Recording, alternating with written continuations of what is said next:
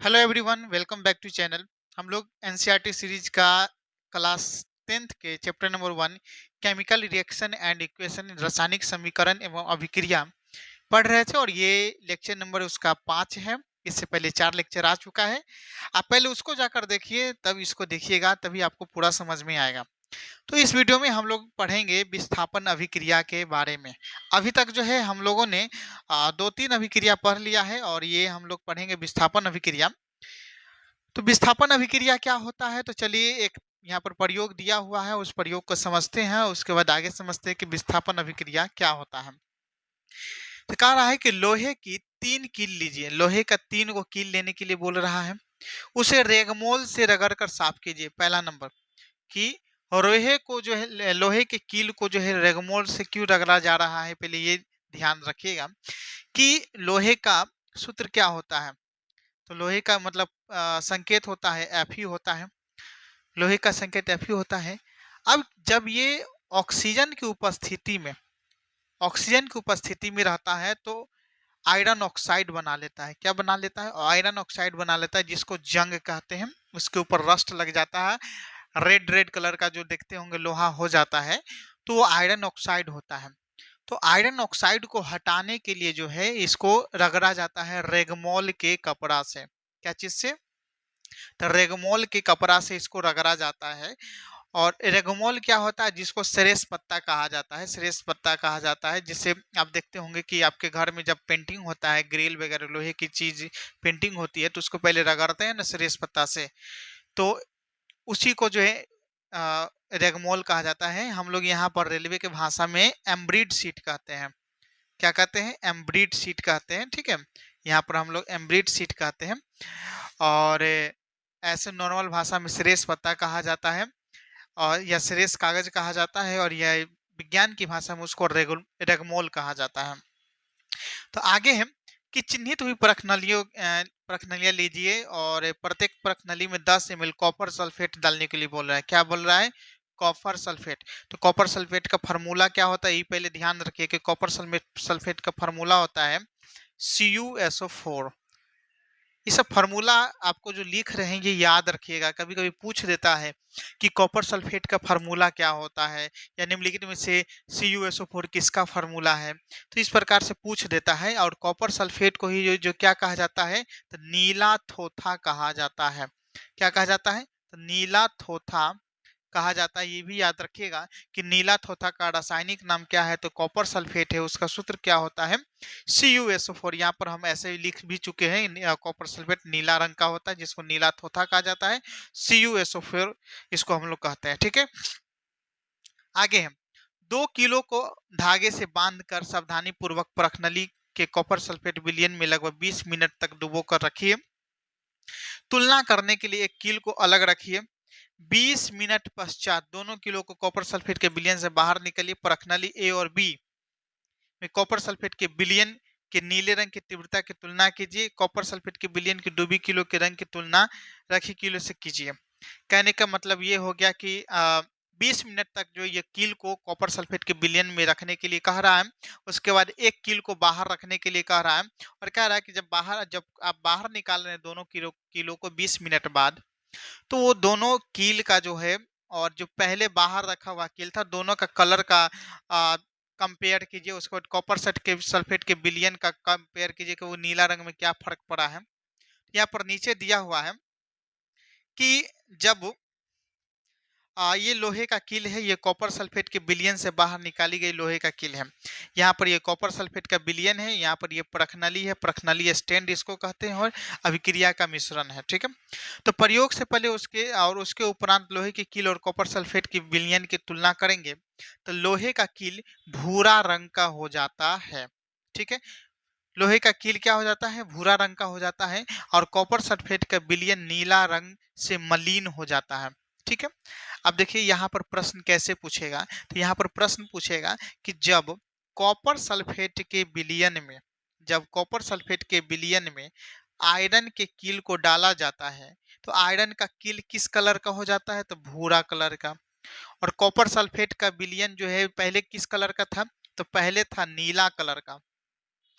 पहले था नीला कलर का, अब किस कलर का हो जाता है, अब मलीन कलर का हो गया है। किस कलर का हो गया है, मलीन कलर का हो गया है। तो ये कलर पूछता है, कलर याद रखिएगा कि हाँ, किस कलर से किस कलर में हो जाता है।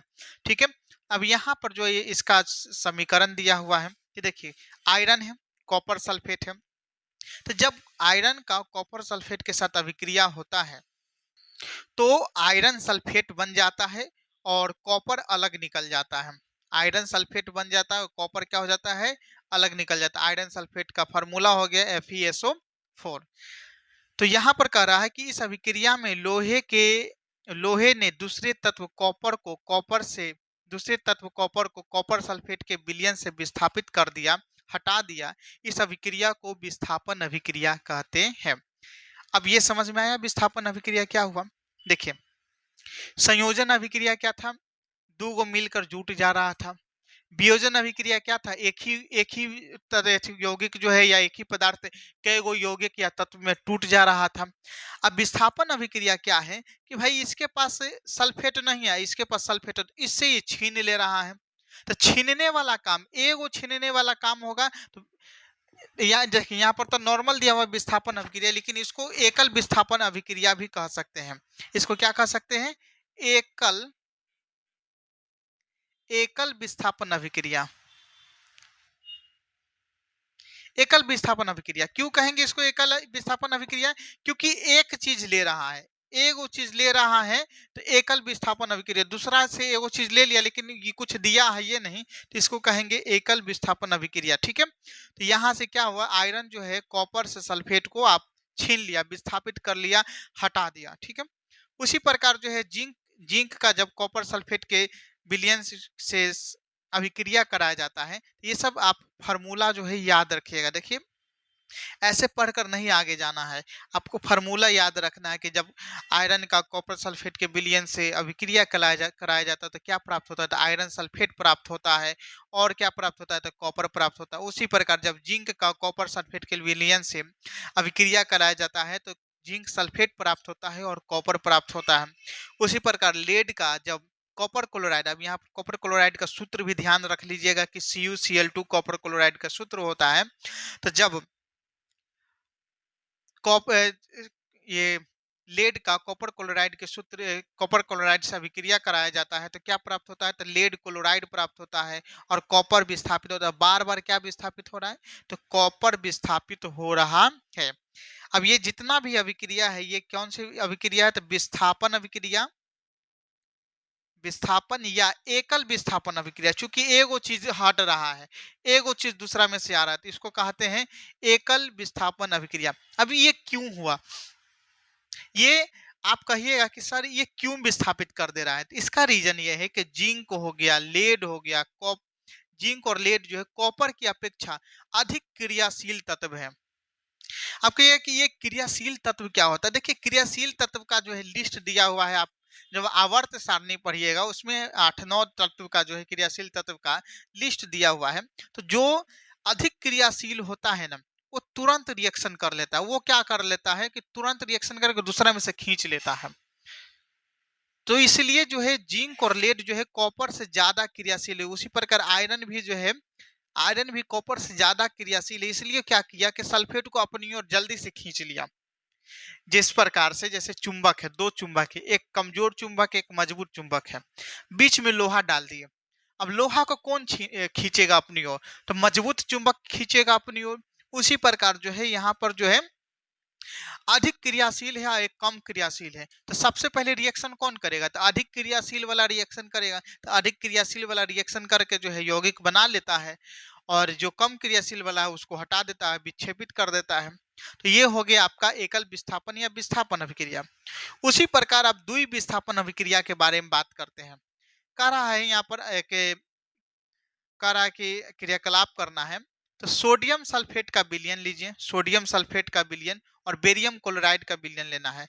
क्या इस चीज का, तो सोडियम सल्फेट और बेरियम क्लोराइड का 2 विलयन लेना है। तो यहाँ पर देखिए सोडियम सल्फेट लिए Na2SO4 सोडियम सल्फेट हो गया। अब कह रहा है बेरियम क्लोराइड, तो बेरियम क्लोराइड का क्या हो जाएगा सूत्र BaCl2, बेरियम क्लोराइड ले लिए। अब ये कह रहा है कि जो है ये दोनों को आपस में मिलाइए तो क्या बनेगा। तो देखिए, जब सोडियम सल्फेट का बेरियम क्लोराइड से अभिक्रिया करवाइएगा तो बनेगा सोडियम क्लोराइड। क्या बनेगा? Sodium chloride. या पहले इसको लिख देते हैं। पहले बनेगा आपको क्या बनेगा, तो पहले बनेगा बेरियम सल्फेट। पहले क्या बनेगा? बेरियम सल्फेट बनेगा। और क्या बनेगा? सोडियम क्लोराइड बनेगा। क्या बनेगा? Sodium chloride. यहाँ पर क्या हुआ? यहाँ पर आप गौर से देखिएगा तो सल्फेट जो है इससे निकलकर इसमें चल गया और क्लोरीन इससे निकलकर इसमें चल गया। मतलब सल्फेट जो है सोडियम से हटकर बेरियम में चल गया, क्लोरीन बेरियम से हटकर सोडियम में चला है। तो ये यहाँ पर क्या हुआ कि एक दूसरे को इंटरचेंज कर लिया। और जब एक दूसरे का इंटरचेंज होता है तब वो वहां पर कौन सी अभिक्रिया हो जाती है? तो वहां पर हो जाती है द्विविस्थापन अभिक्रिया। वहां पर कौन सी अभिक्रिया हो जाती है? द्विविस्थापन अभिक्रिया हो जाती है। एकल विस्थापन में क्या आपको समझाएं कि एक ही चीज जो है ना एगो में से निकल के दूसरा में चल जाएगा, लेकिन द्विविस्थापन में क्या हो गया कि आपस में इंटरचेंज कर लिया। ये हो गया आपका द्विविस्थापन अभिक्रिया। यहाँ पर नीचे में क्या दिया हुआ है कि श्वेत रंग का एक पदार्थ, श्वेत रंग का एक पदार्थ का निर्माण होता है जो जल में अविलय। अब ये अभिक्रिया में क्या होता है कि एक श्वेत रंग का एक पदार्थ, श्वेत रंग का यानी कि व्हाइट कलर का एक पदार्थ का निर्माण होता है जो जल में अविलय होता है। अविलय मतलब घुलनशील नहीं होता है। अविलय मतलब क्या होता है? घुलनशील नहीं होता है। तो उस अविलय पदार्थ को अवक्षेप कहते हैं। उस अविलय पदार्थ को क्या कहते हैं? अवक्षेप कहते हैं। समझ में आया? जब ये अभिक्रिया होता है, ये दोनों में अभिक्रिया होता है तो ये दोनों चीज तो बनवे करता है, बेरियम सल्फेट और सोडियम क्लोराइड तो बनवे करता है। लेकिन व्हाइट कलर का जो है एक पदार्थ बनता है जो जल में घुलनशील नहीं होता है, जल में घुलता नहीं है।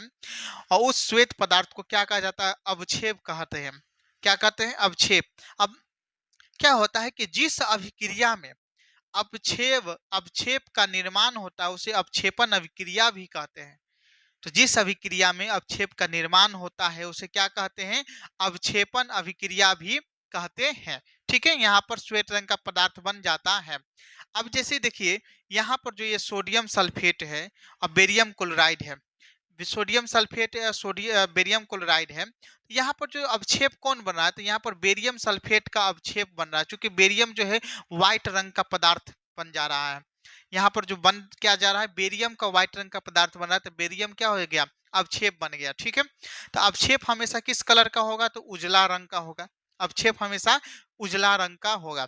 ठीक है, तो बेरियम सल्फेट और सोडियम क्लोराइड बनाया और श्वेत रंग का अवक्षेप, श्वेत रंग का यानी व्हाइट कलर का अवक्षेप बना। तो किस क्या चीज का अवक्षेप, मतलब कौन व्हाइट कलर का बन गया? तो बेरियम सल्फेट जो है व्हाइट कलर का अवक्षेप बन गया। ठीक है, तो आपसे अगर ये प्रश्न पूछ दे कि सोडियम सल्फेट और बेरियम क्लोराइड का जब अभिक्रिया हुआ तो कौन सा पदार्थ अवक्षेप के रूप में बनता है?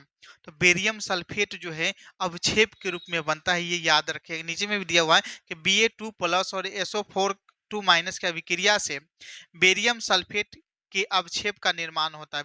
किसका निर्माण होता है? बेरियम सल्फेट के अवक्षेप का निर्माण होता है। एक अन्य उत्पाद सोडियम क्लोराइड का भी निर्माण होता है जो विलयन में ही रहता है, जो घुल जाता है विलयन में, तो उसको अवक्षेप नहीं कहते हैं। यह अभिक्रिया जिनमें अभिकारकों के बीच आयनों का आदान प्रदान होता है द्विविस्थापन अभिक्रिया कहलाते हैं। तो ये आप परिभाषा याद रखिएगा कि वैसी अभिक्रिया जिसमें वैसी अभिक्रिया जिसमें अभिकारकों के बीच आयनों का आदान प्रदान होता है, वैसी अभिक्रिया जिसमें अभिकारकों के बीच आयनों का आदान प्रदान होता है उसे द्विविस्थापन अभिक्रिया कहते हैं। उसे क्या कहते हैं? द्विविस्थापन अभिक्रिया कहते हैं। अब क्रियाकलाप 1.2 पर ध्यान दें जिसमें लेड 3 नाइट्रेट और पोटेशियम आयोडाइड के विलयन को मिश्रित किया गया। अब जैसे लेड 3 का सूत्र क्या होता है?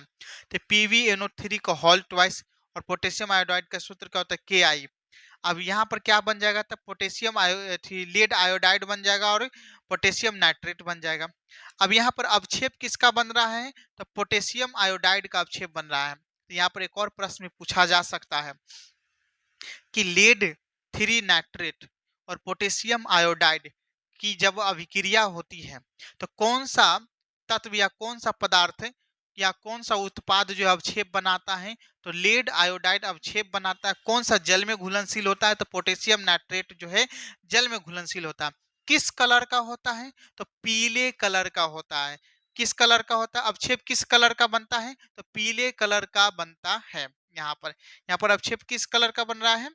पीले रंग का बन रहा है। ठीक है, आगे बढ़ते हैं। अब कहिएगा कि सर आप तो हमेशा बोले थे कि अवक्षेप उजला रंग का होता है। तो देखिए, कुछ कुछ अभिक्रिया में उजला होता है और जो पीला भी होता है तो वो हल्का वाइटी कलर का है। पीला मतलब पूरा पीला नहीं होता है। ठीक है, तो यहाँ पर जो है उजला पीला वो आपकी अभिक्रिया पर निर्भर करेगा कि किस प्रकार की अभिक्रिया है। ठीक है, आगे बढ़ते हैं। अब जो है हम पढ़ेंगे उपचयन और अपचयन अभिक्रिया। उपचयन और अपचयन अभिक्रिया अब कह रहा है कि एक चाइना डिश में कपूर का चूर्ण चूर्ण लेकर उसे गर्म कीजिए। आपने क्या देखा? एक चाइना डिश मतलब शीशा का कटोरा लेना है, उसमें कपूर का चूर्ण रखकर उसको गर्म करना है। तो कपूर की चूर्ण की सतह पर कॉपर ऑक्साइड की काली परत चढ़ जाती है।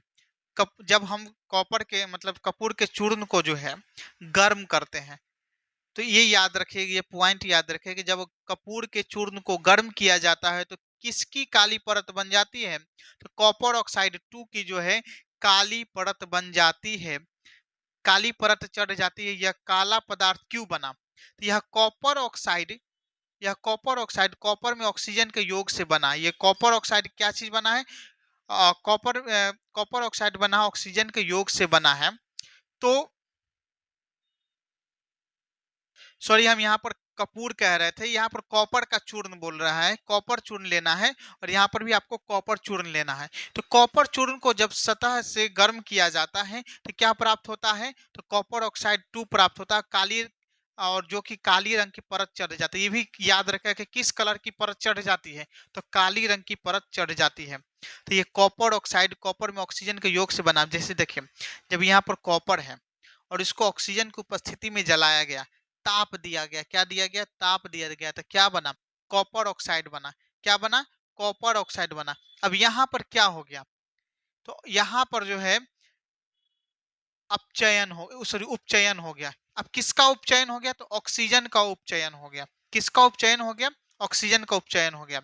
अब यहीं पर एक और बात है कि जब कॉपर ऑक्साइड के ऊपर हाइड्रोजन गैस प्रवाहित की जाए तो सतह की काली परत भूरे रंग की हो जाती है, क्योंकि इस स्थिति में विपरीत अभिक्रिया संपन्न होती है। जैसे कॉपर ऑक्साइड है, इसमें हाइड्रोजन गैस प्रवाहित किया जाता है, गर्म हाइड्रोजन गैस प्रवाहित किया जाता है, तो कॉपर प्लस H2O हो जाता है। अब इस अभिक्रिया को हम लोग अपचयन अभिक्रिया कहते हैं। लेकिन आपको अभी तक समझ में नहीं आया होगा कि उपचयन अभिक्रिया क्या है, अपचयन अभिक्रिया क्या है। आप तो ये लाइन याद रखिएगा, पहला नंबर जो भी हम लाइन आपको बताए हैं, क्या क्या याद रखिएगा। तो आप याद रखिएगा कि कॉपर चूर्ण को जब गर्म किया जाता है, कॉपर चूर्ण को गर्म किया जाता है तो उसके ऊपर एक काली परत चढ़ जाती है, और एक परत क्या चीज की होती है? तो कॉपर ऑक्साइड 2 की होती है। यहाँ पर ये सूत्र दिया हुआ है, सूत्र याद रखना है। अब वही पर जब कॉपर ऑक्साइड को हाइड्रोजन गैस से अभिक्रिया कराई जाती है, प्रवाहित की जाती है, तो वो काली परत भूरे रंग की हो जाती है। और भूरे रंग का मतलब कॉपर अलग हो जाता है और जल प्राप्त हो जाता है। क्या हो जाता है? जल प्राप्त होता है। अभिक्रिया के जब अभिक्रिया के समय जब किसी पदार्थ में ऑक्सीजन की वृद्धि होती है तो कहते हैं कि उपचयन हुआ है, तथा अभिक्रिया में किसी पदार्थ में ऑक्सीजन का ह्रास होता है तो कहते हैं कि अपचयन हुआ है। अब ये तो यहाँ पर दे दिया उपचयन कब होता है, ऑक्सीजन और अपचयन। ये भी पॉइंट याद रखिएगा कि ऑक्सीजन की वृद्धि होती है तो उपचयन, और ऑक्सीजन का ह्रास होता है तब कहते हैं हम लोग अपचयन। ठीक है, लेकिन इतना नहीं समझना, एक और पॉइंट है कि देखिए उपचयन क्या होता है। उपचयन को इंग्लिश में कहते हैं ऑक्सीडेशन। ये इसको जो है ऑक्सीडेशन और रिडक्शन अभिक्रिया, उपचयन को ऑक्सीडेशन और अपचयन को रिडक्शन अभिक्रिया भी कहते हैं। इसको कहते हैं ऑक्सीडेशन और इसको कहते हैं रिडक्शन। और ये दोनों को मिलाकर एक साथ कहते हैं इस अभिक्रिया को रेडॉक्स अभिक्रिया। क्या कहते हैं? रेडॉक्स रिएक्शन, रेडॉक्स अभिक्रिया। ठीक है, तो उपचयन में क्या होता है? उपचयन में ऑक्सीजन जुड़ता है और हाइड्रोजन होगा तो वो हटता है। ऑक्सीजन की वृद्धि होती है और हाइड्रोजन का ह्रास होता है उपचयन में। उसी प्रकार अपचयन में ऑक्सीजन का ह्रास होता है और हाइड्रोजन क्या क्या होता है, वृद्धि होती है। तो सिर्फ ऑक्सीजन पर ही निर्भर नहीं है, हाइड्रोजन पर भी निर्भर है। हाइड्रोजन पर भी क्या है, निर्भर है। आप यहाँ पर देखिए कि यहाँ पर ऑक्सीजन के साथ क्या जुड़ गया, हाइड्रोजन जुड़ गया। हाइड्रोजन जैसे ही जुड़ा तो अपचयन हो गया। यहाँ पर जो है ये कॉपर के साथ क्या जुड़ गया, कॉपर के साथ ऑक्सीजन जुड़ गया, तो ऑक्सीजन जुड़ गया तो उपचयन हो गया। तो ऑक्सीजन जुड़ेगा तो उपचयन और हाइड्रोजन जुड़ेगा तो अपचयन। याद रखिएगा ये चीज। आगे है कि चांदी के ऊपर काला परत सिल्वर सल्फाइड का होता है। चांदी के ऊपर का जो काला परत होता है वो किसके कारण होता है, तो सिल्वर सल्फाइड के कारण होता है। ठीक है, यहाँ पर बोल रहा है कि कॉपर 2 ऑक्साइड में ऑक्सीजन का ह्रास हो रहा है इसलिए यह अपचयित हुआ है।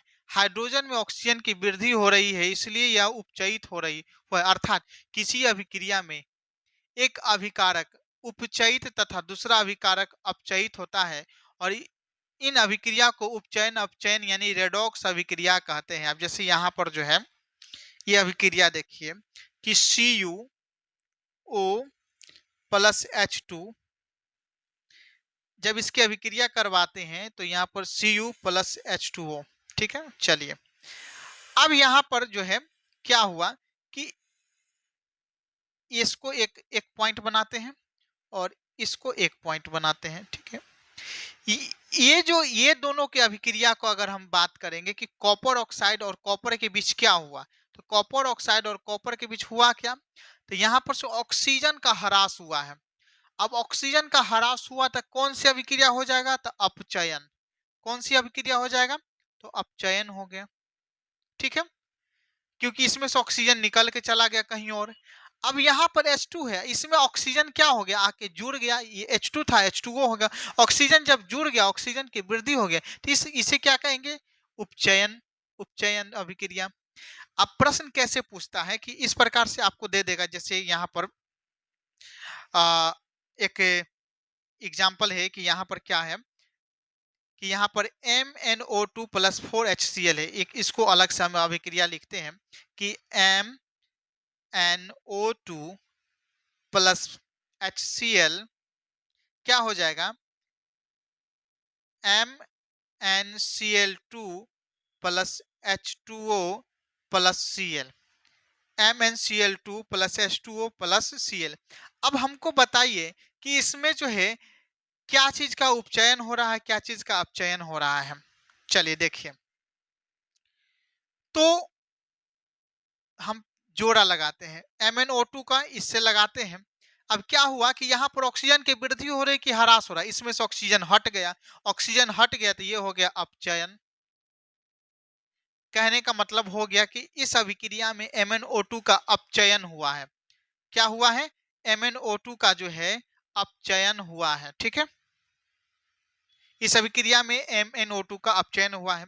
उसी प्रकार HCl का जो है अगर हम H2O के साथ करवाते हैं, HCl का H2O के, तो देखिए यहाँ पर हाइड्रोजन है तो हाइड्रोजन से कोई मतलब नहीं, ऑक्सीजन आके जुड़ रहा है ना, तो ये हो गया उपचयन। क्या हो गया, उपचयन अभिक्रिया। क्या हो गया आपका, उपचयन। अब इसी का जो है मान के चलिए HCl से ही तो क्लोरीन निकला है, HCl से अगर हम क्लोरीन निकाल दिए, अब जो है यहाँ पर हाइड्रोजन, आपको क्या बताए थे कि हाइड्रोजन हटेगा तो कौन सा अभिक्रिया, तो यहाँ से हाइड्रोजन हट गया तो ये भी क्या हो गया, ये आपका हाइड्रोजन हट गया तो उपचयन अभिक्रिया हो गया। क्या हो गया, उपचयन अभिक्रिया। या तो ऑक्सीजन की वृद्धि है, नहीं तो ऑक्सीजन हाइड्रोजन का ह्रास होना चाहिए। तो आपको समझ में आया कि एक अभिक्रिया में 3-4 प्रकार से प्रश्न पूछा जा सकता है। कहेगा कि ये अभिक्रिया दे देगा, कहेगा कि MnO2 उपचयित हो रहा है कि अपचयित हो रहा है, आप हमको बताइए। तो कैसे कीजिएगा, देखिएगा कि अगर ऑक्सीजन हट गया, ऑक्सीजन हट गया तो अपचयन, ऑक्सीजन जुड़ गया तो उपचयन, हाइड्रोजन हट गया तो उपचयन, हाइड्रोजन जुड़ गया तो अपचयन। समझ में आ गया ये चीज। अब उसके बाद आप क्या कीजिएगा, ये फार्मूला याद रख लीजिएगा। क्या कर लीजिएगा, फार्मूला याद रख लीजिएगा। चलिए एक और सिंपल अभिक्रिया से हम लोग समझने की कोशिश करते हैं। जैसे एक यहाँ पर अभिक्रिया है कि ZnO प्लस C अब यहाँ पर जो है Zn+CO। अब हमको बताइए कि जिंक ऑक्साइड का क्या हुआ है। जिंक ऑक्साइड का क्या हुआ है? तो ऑक्सीजन हटा है, हटा है तो अपचयन। ठीक है। अच्छा, कार्बन का क्या हुआ? तो कार्बन में ऑक्सीजन जुड़ा है तो उपचयन। ये समझ में आ गया। अगर ऑक्सीजन हटा तो अपचयन, जुड़ गया तो उपचयन। तो इस प्रकार से प्रश्न आपको जो है कई बार प्रश्न देखने को मिलेगा एग्जाम में, और कई बार पूछा गया है।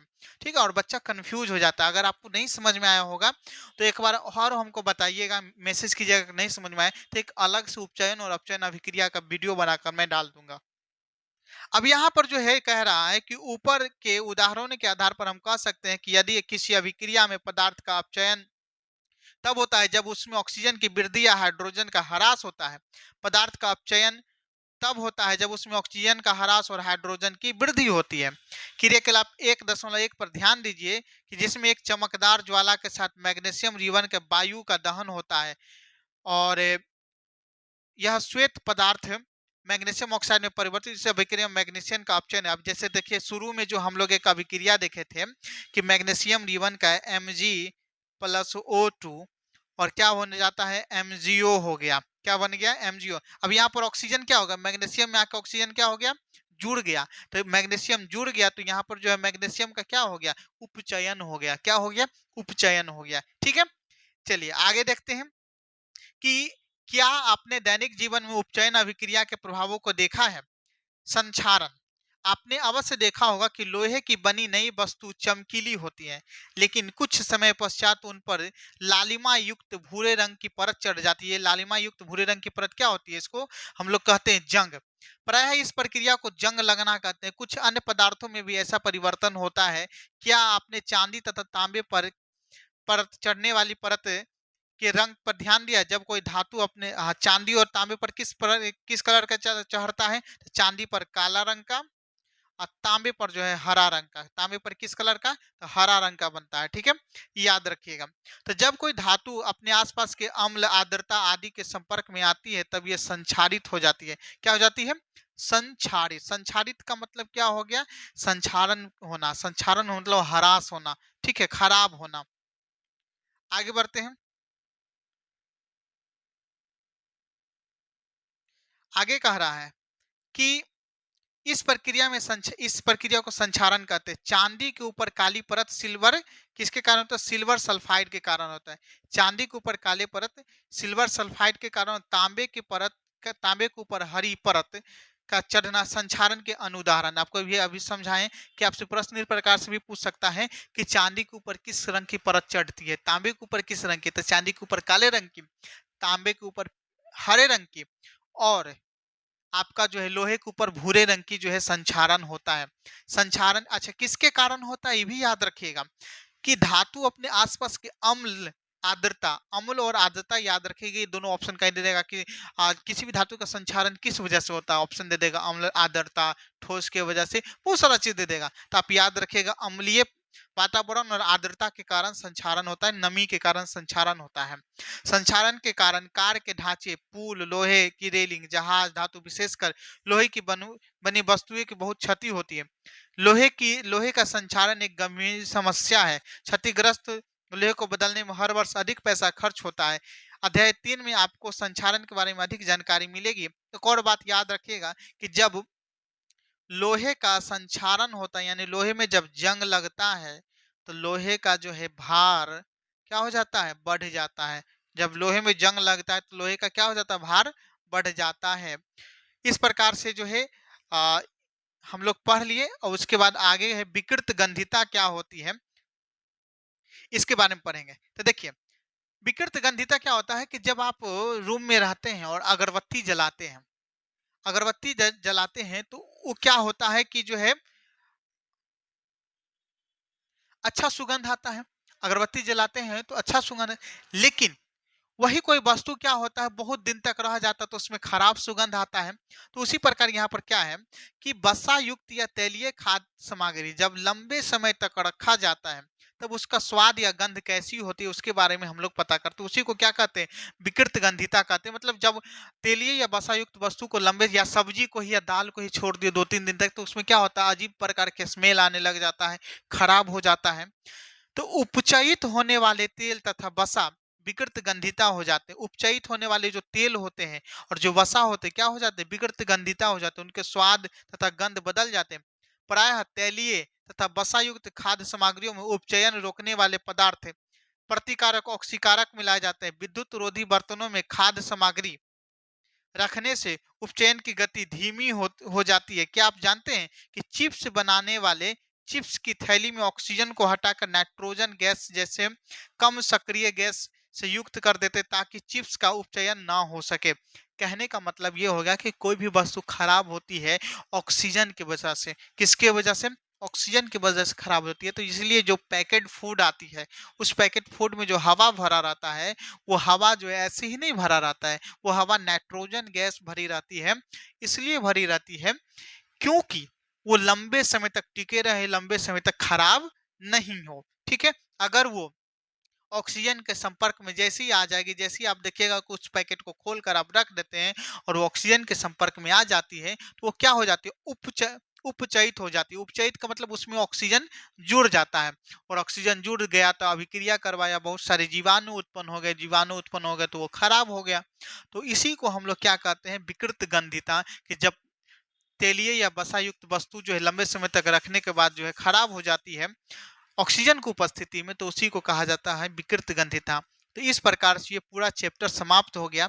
अगले वीडियो में हम लोग जो है इसका प्रश्न क्वेश्चन आंसर करेंगे, एक एक चीज जानेंगे, हाईलाइट पॉइंट भी जानेंगे। उसके बाद इधर पीछे में जो अभ्यास प्रश्न दिया हुआ है उसके बारे में भी हम लोग डिस्कशन करेंगे। एक भी पॉइंट नहीं छोड़ने वाले हैं जहां से प्रश्न बनेगा। ठीक है, तो चलिए इस वीडियो को लास्ट करते हैं, फिर मिलते हैं नेक्स्ट वीडियो में। जय हिंद।